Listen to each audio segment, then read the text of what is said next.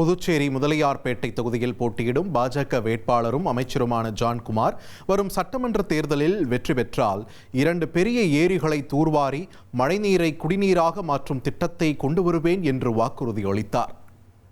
தேசிய ஜனநாயக கூட்டணியின் சார்பில் போட்டியிடும் ஜான்குமார் நயினார் மண்டபம் உள்ளிட்ட பகுதிகளில் வீடு வீடாக சென்று தாமரை சின்னத்திற்கு வாக்கு சேகரிப்பில் ஈடுபட்டார். பின்னர் பேசிய ஜான்குமார் தொகுதியில் தமக்கு மக்கள் ஆதரவு அதிகரித்து வருவதாகவும் செல்லும் இடமெல்லாம் மக்கள் இன்முகத்தோடு வரவேற்பது தனது வெற்றியை உறுதி செய்துள்ளதாகவும் கூறினார். மேலும் வெற்றி பெற்றவுடன் இங்குள்ள 2 பெரும் ஏரிகளை தூர்வாரி மழைநீரை சேமித்து இப்பகுதியின் குடிநீர் தேவையை பூர்த்தி செய்யும் திட்டத்தை நடைமுறைப்படுத்துவேன் என்றும் உறுதியளித்தார்.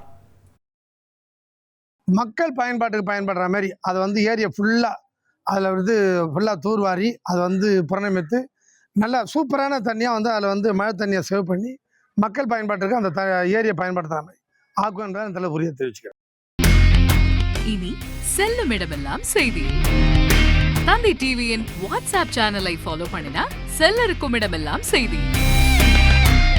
இதோ QR கோட் இப்பவே ஸ்கேன் பண்ணுங்க, ஃபாலோ பண்ணுங்க.